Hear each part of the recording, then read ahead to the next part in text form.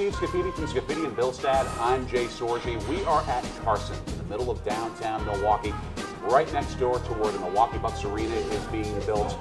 And the story of the day, Steve, that we're discussing is the James Comey situation and a Milwaukee tie-in that sort of came out a little bit yesterday, but we're finding even more out today about whether Sheriff David Clarke could potentially be the new FBI director that Donald Trump chooses as the replacement for James Comey. Yeah, obviously, whenever a position like that opens up and President Donald Trump quite ceremoniously fired James Comey yesterday, one of the names that came up was local Milwaukee County Sheriff David Clarke. He's a conservative favorite. People love him nationally. Folks love him here in Milwaukee, at least the conservative people do, and the Republicans. Is he a serious candidate? I don't think so. But there are things that he does that obviously Donald Trump remembers. He worked hard on his campaign. He was very vocal. He was all over Fox News talking about President Donald Trump, or then candidate Donald Trump. So he worked hard for him. Will the president remember that and reward him with a position? I don't think it's going to happen. I don't even know that he'd make a serious list of candidates because he's very controversial. He's really willing and eager to engage people that disagree with him. That's typically not what you see in an FBI director. And I think also, and we made the point on the podcast that you'll be able to hear on this very same story for BrewFoodNews, that even if he is the choice of Donald Trump, is he choosable through the Senate confirmation process? I don't think he'd ever survive that. He's almost unconfirmable because of his stances, because of the public way he engages people that disagree with him.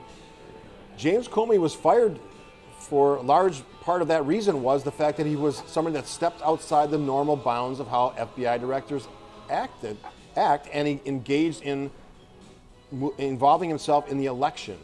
In this case, Hillary Clinton, Donald Trump at the time. And that didn't sit well with a lot of folks. And typically FBI directors, J. Edgar Hoover aside, obviously it was very controversial at the end of his career, typically they just do their job. They show up, direct the agency, fill the positions that are open across the country in all the FBI satellite offices. That's what they do. They're not usually out in front unless there's a really large investigation. So would Sheriff Clarke fit into that role? I don't think so. Not that he doesn't do good work in some cases in the work he does here. I don't know that he's at that level where he'd be a serious candidate for that position. BrewFoodNews takes you not only to the stories of the day, like what we're discussing today, but the places where we talk about them, the restaurants, pubs, coffee shops of Milwaukee. And here at Carson's, you talk about restaurants, you talk about one of your favorite places. I have a feeling that you're just salivating with what we have in front of us, which is a quintessential of what Carson's offers. Yeah, you don't come to Carson's without trying the cornbread. It is fantastic. I think it's the best in the city.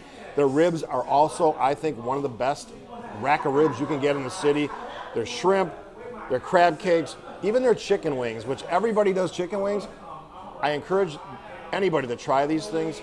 Often when I come here, I don't eat dinner. I eat the appetizers with a group of people. They are some of the best in town. The location is fantastic. I don't think when Rick Barrett built this tower, the Moderne, and put Carson's at the bottom of it, he realized that pretty soon he'd have a Bucks Arena there, but that's what happened. And this place will be a signature restaurant because of where it is and because of the food they serve here. Stop on down before you head over to a Bucks game. Head over to any event downtown. This is certainly a fantastic option. And Steve, go ahead. Let's dig in. All right, let's get some. All right, I'm going to get some. Always got to start with the cornbread.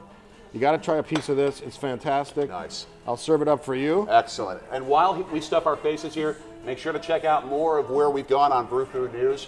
And check out the podcast as you listen below in this very story.